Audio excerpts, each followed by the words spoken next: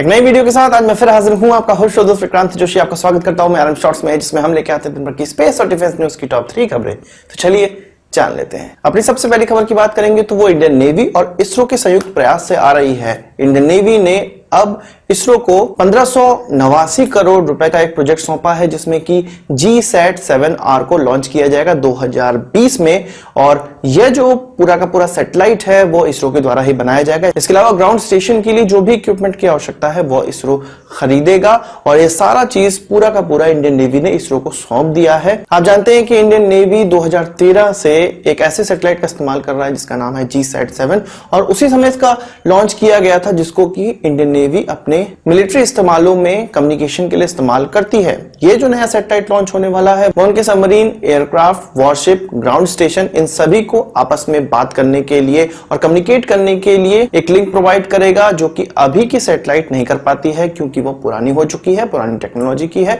और उसकी समय अवधि भी खत्म हो चुकी है। सो इंडियन नेवी को आवश्यकता थी एक नए सैटेलाइट की, जो कि अब इसरो उनके लिए बनाएगा और अगले साल इसको लॉन्च करने की संभावना है। आप जानते हैं कि इंडियन एयरफोर्स इसी प्रकार से GSAT-7A का इस्तेमाल करती है। इसके अलावा GSAT-6 का भी मिलिट्री पर्पस के लिए इस्तेमाल किया जाता है, और भविष्य में और भी ऐसी सैटेलाइट लॉन्च होने वाली है जो कि मिलिट्री पर्पस के लिए इस्तेमाल की जाएगी। इसी प्रकार मिलिट्री पर्पस के लिए एमीसैट हम लोगों ने सुना था कुछ दिनों पहले, उसको लॉन्च किया गया था, जो कि दुश्मन के रडारों का पता लगाने के लिए लॉन्च की गई है। तो भारत के रक्षा क्षेत्र और अंतरिक्ष अनुसंधान के बीच एक और नया कॉपरेशन हम लोग को देखने को सामने मिल रहा है। अपनी अगली खबर की बात करेंगे तो वो ईरान और अमेरिका के रिश्तों को लेकर आ रही है। अमेरिका ने घोषणा की है कि उसने पर्शियन गल्फ में ईरान का एक ड्रोन मारकर गिराया है, पर ईरान ने कहा है कि जितने भी ड्रोन उनके डिप्लॉय थे वो सभी अपने बेस पर आ चुके हैं, और यूएस किस ड्रोन की बात कर रहा है वो नहीं जानते हैं। हो सकता है यूएस ने खुद का ड्रोन गिराया हो, ऐसा ईरानियन ऑफिशियल्स का कहना है। वहीं यूएस ने यह आरोप लगाया था कि ईरान का ड्रोन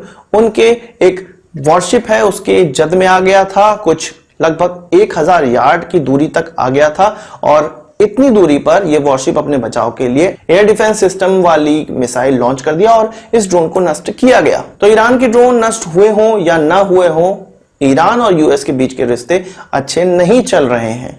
इसी क्षेत्र से एक और खबर निकलकर सामने आ रही है। आप जानते हैं कि भारत ने इंडियन नेवी के 2 वॉरशिप को, 2 फ्रिगेट को डिप्लॉय किया था, इसलिए कि वहां से जो हमारे ऑयल के टैंकर आ रहे हैं उन पे कोई भी नुकसान ना हो, उन पर कोई भी आक्रमण किसी भी तरफ से ना हो या किसी आक्रमण का वो शिकार ना बन जाए। इसके लिए हमारे 2 वॉरशिप वहां पे डिप्लॉय थे, और इन वॉरशिप की सुरक्षा के लिए 2 हमारे एयरक्राफ्ट वहां पर डिप्लॉय हैं पर्शियन गल्फ में, और अभी ये लॉन्ग टर्म के लिए वहां पर डिप्लॉय होंगे, ऐसा इंडियन नेवी का कहना है। क्योंकि यूएस और ईरान के रिश्ते सुधरते नजर नहीं आ रहे हैं, और भारत का यह भी कहना है कि यूएस के सहयोग में यह हमारे वॉरशिप नहीं गए हुए हैं, ना ही हमारे एयरक्राफ्ट गए हैं, ये केवल और केवल अपने टैंकरों, अपने ऑयल टैंकरों की रक्षा के लिए गए हुए हैं। बात करते हैं रशिया की 5th जनरेशन एयरक्राफ्ट Su-57 की।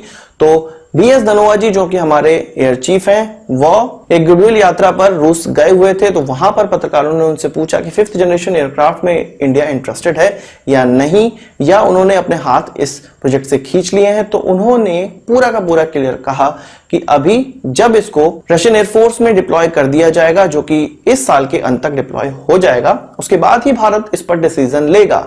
ना ही भारत इससे बाहर निकला है और ना ही भारत ने यह डिसाइड किया है कि वो 5th जनरेशन एयरक्राफ्ट ले रहा है। तो प्रोग्राम में भारत नहीं जाना चाह रहा है, पर इस प्रकार के एयरक्राफ्ट भी लेना चाह रहा है। यह सीधा सीधा डिनोट करता है कि भारत को इस प्रकार के एयरक्राफ्ट की बहुत ज्यादा आवश्यकता नहीं है। अगर लिया भी जाएगा तो बहुत कम संख्या में इसको लिया जाएगा। बात करते हैं टाटा एडवांस सिस्टम्स की तरफ से खबर निकल कर आ रही है। F-16 एयरक्राफ्ट, जो कि यूएस के द्वारा, लॉकहीड मार्टिन के द्वारा बनाया जाता है, उसका अब विंग्स इसकी फैसिलिटी में बनाया जाएगा, यानी कि जो इसकी विंग्स हैं वो भारत के द्वारा बनाई जाएंगी। भारत की टाटा एडवांस लिमिटेड की तरफ से बनाया जाएगा। आपको पता है कि लॉकहीड मार्टिन और टाटा के बीच में कोलैबोरेशन है इस प्रकार के एयरक्राफ्ट और हेलीकॉप्टर बनवाने के लिए, जो कि मिलिट्री पर्पस में इस्तेमाल किए जाएंगे। और यदि F-21 को भारत सेलेक्ट भी कर लेता है तो इस प्रकार के एयरक्राफ्ट लॉकहीड मार्टिन के द्वारा कहा जा रहा है कि इसी फैसिलिटी में भारत के लिए तैयार किए जाएंगे। तो आज की इस वीडियो के लिए बस इतना ही। आशा करता हूं कि वीडियो पसंद आया होगा। आपको एक बात हमसे जरूर देंगे, इस वीडियो संबंधित कोई सवाल सुझाव कमेंट बॉक्स में जरूर लाइएगा। नमस्कार, थैंक यू, जय हिंद।